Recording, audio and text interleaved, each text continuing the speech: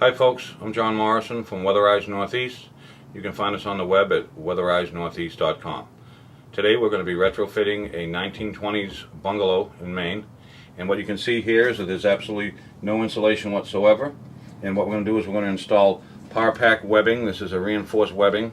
It'll be stapled and stitched, and then we will dense pack all of the open cavities with cellulose insulation. If you look to the other side of the building, you'll see Josh Mariner, our supervisor, and he'll be installing the power pack and stapling it in tight. Okay, we're back in the basement of the home. The last shots we had, you could see that the foundation was completely uninsulated. There was exposed brick. There was no insulation in the box hill region at all. The cold air was just coming right through the house. Since then, we've come down. The technicians have installed a perimeter wrap. This is a two-sided vinyl insulation that has 3.5 inches of fiberglass insulation in it. Now we've gone from 4 feet down. This is below the frost line, so it's going to be properly insulated. You won't have the cold air penetrating the concrete, which has an R value of about -1. Now, as you notice up here in the box sill area, we have installed 2-inch rigid foam. This is going to give it a 10 R value. This is going to be quite a savings in their heat. Because rigid foam is a flammable product, we have installed sheetrock, and we have caulked all the seams. This makes an airtight seam, as you can see up in here, along the floor. Once we've hung the insulation, we then strap it, shoot it with a Hilti gun. It's tight right up against the foundation, and then underneath this seam here is all caulked. So we've got an airtight seam which has vinyl on both sides. It's water resistant, actually waterproof, so if any water does seep through the foundation, it can't compromise the insulation. And right here I have a sample, and as you can see, there's your side with the vinyl. You can wipe it off with a cloth or whatever if it gets dirty or dusty.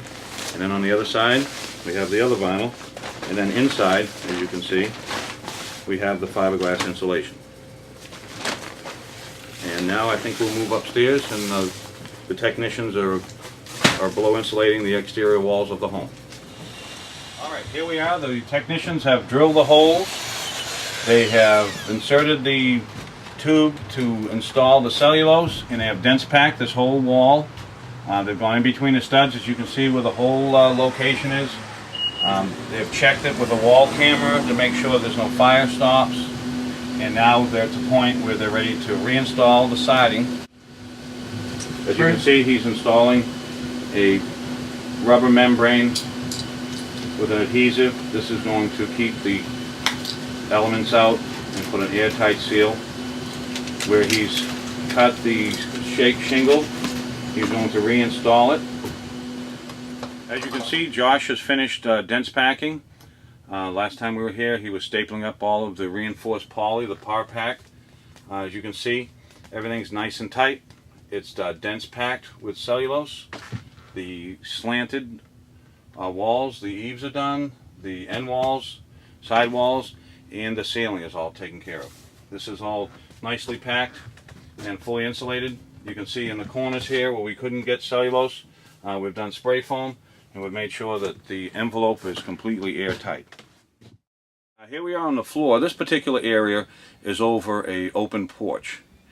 There's no insulation whatsoever. The cold air from the outside has leached its way completely right up into the house. And what we've done here to start with, we've drilled a 3-inch hole, which we will now insert our tube, and we will dense pack with cellulose the floor area that's over the open porch. Once that's done, we will install these wooden plugs. They'll be glued into place, tapped in nice and even, and they'll have a nice finished look